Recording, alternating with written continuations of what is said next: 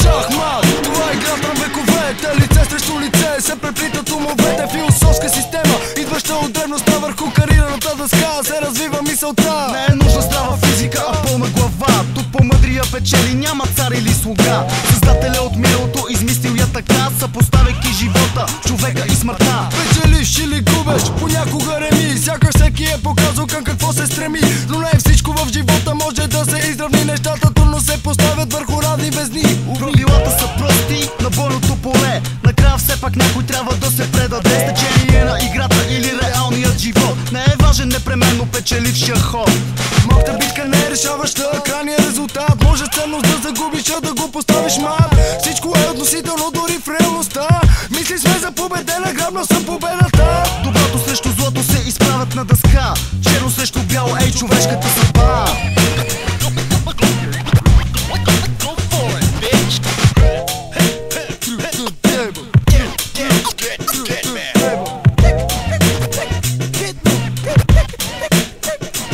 Поставям пешката напред, сега е твоя ред. Започва играта, в която няма късмет, която всичко зависи единствено от теб. Правилата са ти ясни, не можем да сме дует. Всяка фигура притежава в живота аналог и в най-простата от тях е вкаран смисъл дълбок. Пешката е дребна, но не я мисли за вредна. За камъчето обръщаш тук, ручката ми е потребна. Тихата вода е, знай, винаги най-дълбока. Скромният човек го подценяват и в живота. Тя превръща се в царица, това не го забрави. Речи на нея, а не я подценявай. Държи на мястото си топа, конев впуска се в галопа. Изпуснеш ли го от юзди, дъската ще ти разхлопа. Могъщ и властен, като доста хора. Топът е фигурата нужна на отбора.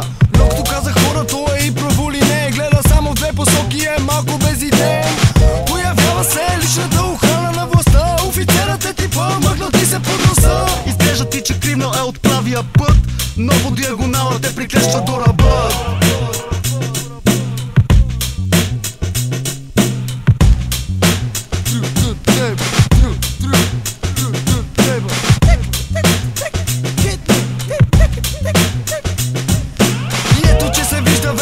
На сцената най-важните фигури се появяват на арената. Царица или цар, кой е всъщност господар? Жената до тебе ли е безценният дар?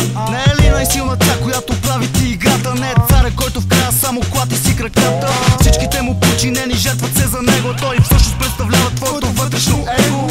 Ти си човека, който води играта. Определяш им съдбата без да променеш правилата. Когато твоята царица в живота изгубиш, как с нова да я замениш, веднага се чудиш. Искаш или не, мъж и жена на шахматната дъска вървят ръка за ръка.